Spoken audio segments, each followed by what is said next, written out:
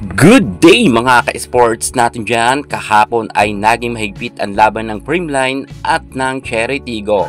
Kung tutuusin, mas lamang na ang Creamline Cool Smashers pagdating nga sa kanilang game sapagkat sa 5th set ay nangunguna na nga ng 3 puntos ang CCS. Subalit nasilat pa nga ito ng kupunan ni Ara Galang. Anong nangyari sa Creamline Cool Smashers? Sino-sino ba ang mga players na nagkulang? At bakit panalo na sana, natalo pa? Anong nangyari? At dahil kinakailangan talaga ng Creamline na manalo sana para umakyat ang kanilang standing, pero ngayon dalawa na agad ang talo ng Creamline. Sayang talaga sapagkat sobrang dikit naman ang kanilang scores. Kung tutuusin, una pa ngang nag-set point dito ang Creamline. Alamin natin ang buong detalye ng pagkukulang ng CCS. Pero bago ang lahat, kung bago ka sa aking channel, subscribe na. Click ang ating notification bell para lagi kang updated sa lahat ng issues sa volleyball. Susunod na.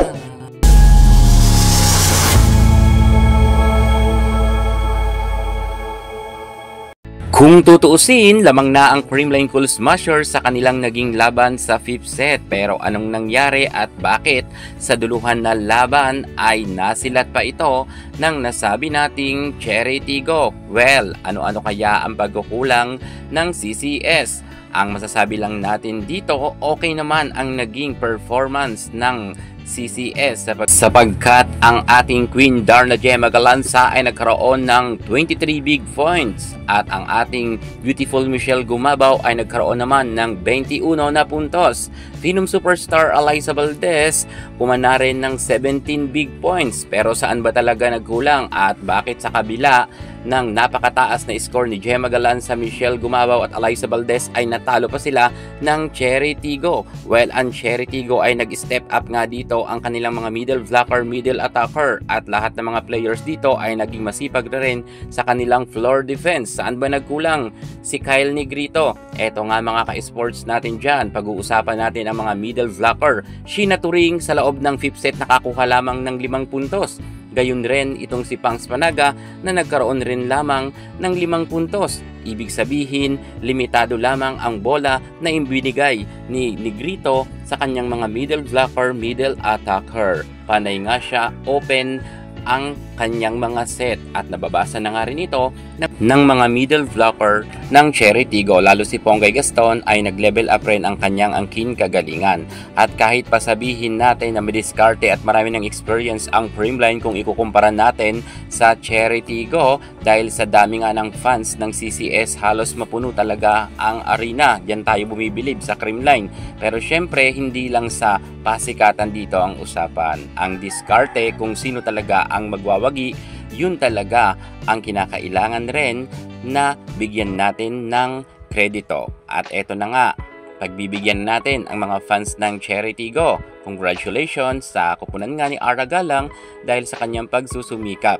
Well, magaling naman talaga si Galang noon pa man.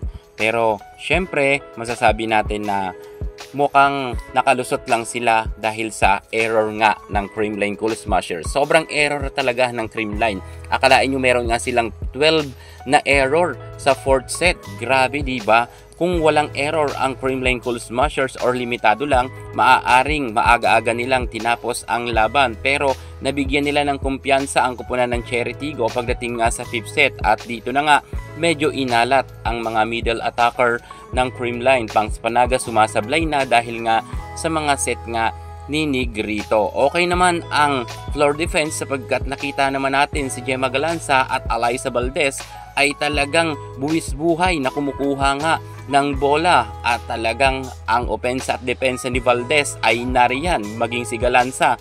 Pero naging off talaga ang ibang mga players ng Creamline. Dito talaga natin masasabi na kaya natalo ang Creamline Cool Smashers dahil lamang sa kanilang kagagawan rin na error. Ma-error ang Creamline. Yan nagpatalo sa kanila kaya nanalo ang Cherry Tigo. Kaya mga basher, tahimik kayo dyan. Close fight naman.